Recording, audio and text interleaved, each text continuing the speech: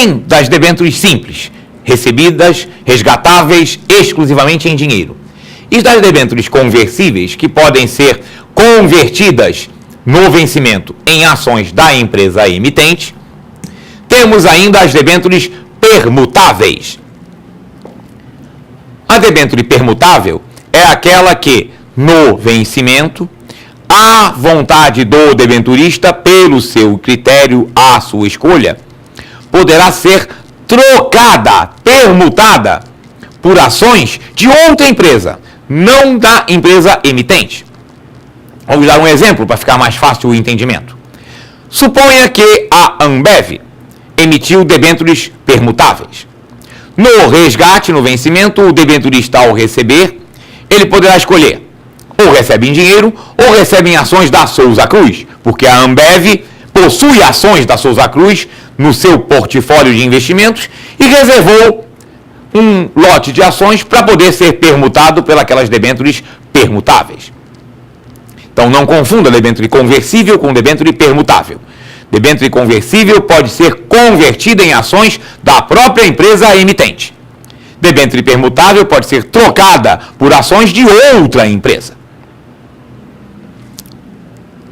Não existe prazo determinado na lei para vencimento das debêntures. Na prática, não se faz debêntures com prazo inferior a 1 ano, porque existe outro tipo de título que nós vamos ver mais à frente, que é mais simples, que não depende de Assembleia Geral.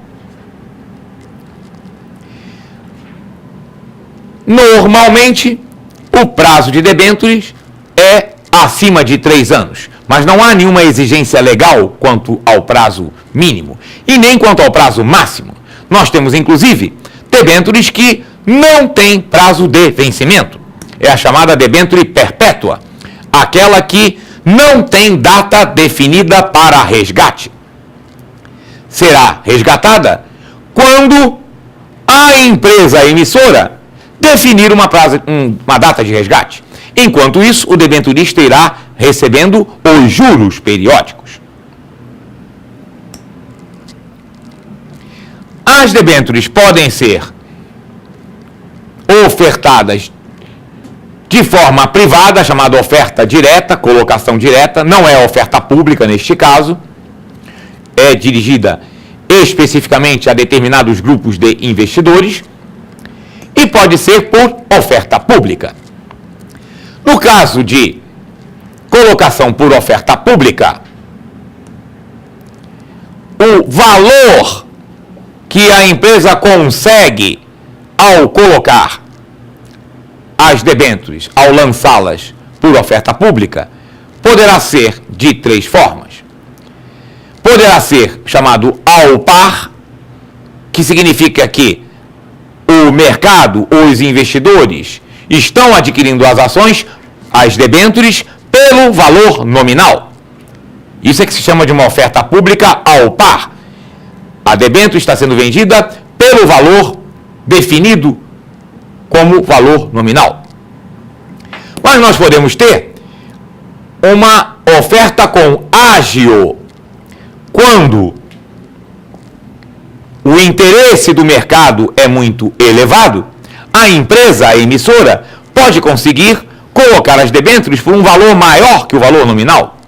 É o chamado ágio. Para a empresa, isso tem um significado muito interessante, porque o ágio na emissão de debêntures é receita líquida para a empresa.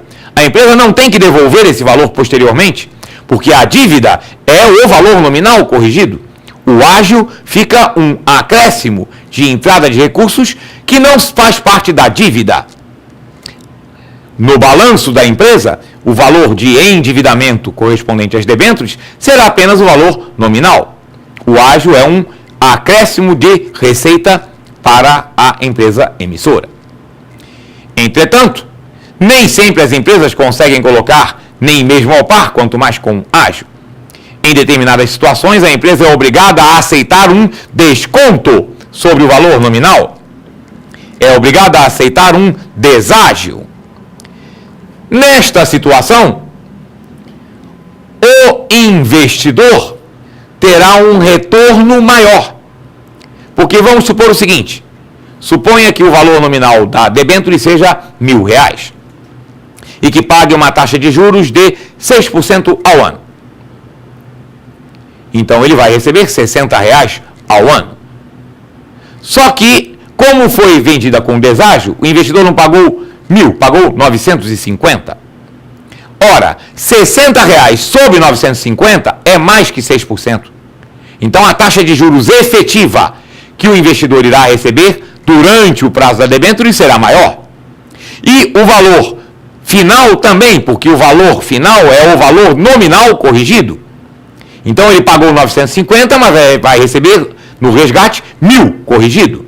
Então o deságio significa uma rentabilidade maior para o investidor que adquiriu debêntures. E esta rentabilidade, nós já vimos que tem a taxa de juros, e esses juros podem ser pré ou pós-fixados, pode ser pós-fixado em TR. TR é uma taxa referencial. TR significa taxa referencial. É uma taxa calculada pelo Banco Central e que serve como indexador para o rendimento das cadernetas de poupança. Então, uma possibilidade prevista na regulamentação baixada pelo Conselho Monetário Nacional acerca de quais são as opções possíveis de rentabilidade das debêntures, uma opção é taxa de juros prefixada, a outra, taxa de juros vinculada à TR. Ou pode ser também taxa de juros vinculada à TJLP. TJLP significa taxa de juros de longo prazo. A TJLP, taxa de juros de longo prazo, é a taxa de juros que é utilizada nos empréstimos concedidos pelo BNDES. E pode ser ainda TBF. TBF significa taxa básica financeira. É também uma taxa apurada pelo Banco Central. A TBF, taxa básica financeira, é, na verdade, a média da rentabilidade dos CDBs pré-fixados dos 30 maiores bancos. E além dos juros, temos ainda a possibilidade de rentabilidade por meio de taxas flutuantes. A taxa de juros também pode ser uma taxa flutuante. Taxa flutuante é aquela que é variável de acordo no prazo da debênture.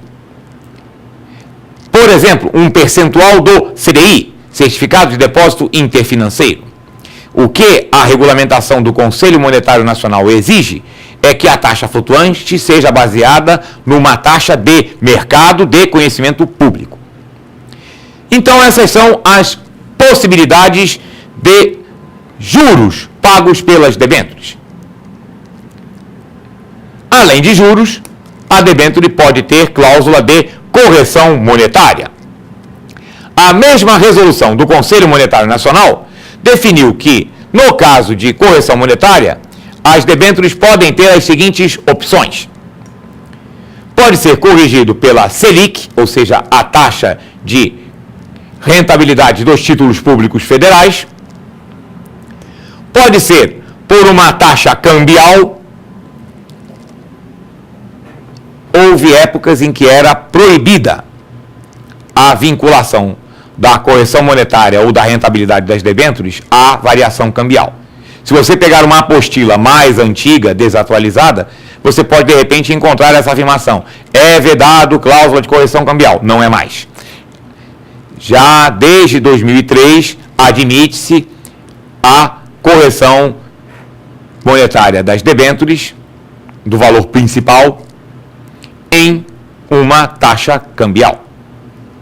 E também podemos ter debêntures cuja correção monetária esteja vinculada a índices de preços. Índices de apuração da inflação.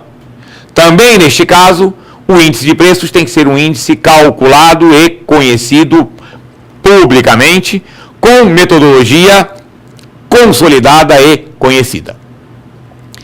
Com isso, nós abordamos o conteúdo acerca das debêntures, aquele título que as empresas emitem para buscar recursos emprestados no mercado e remunerarão aos debenturistas com juros e correção monetária.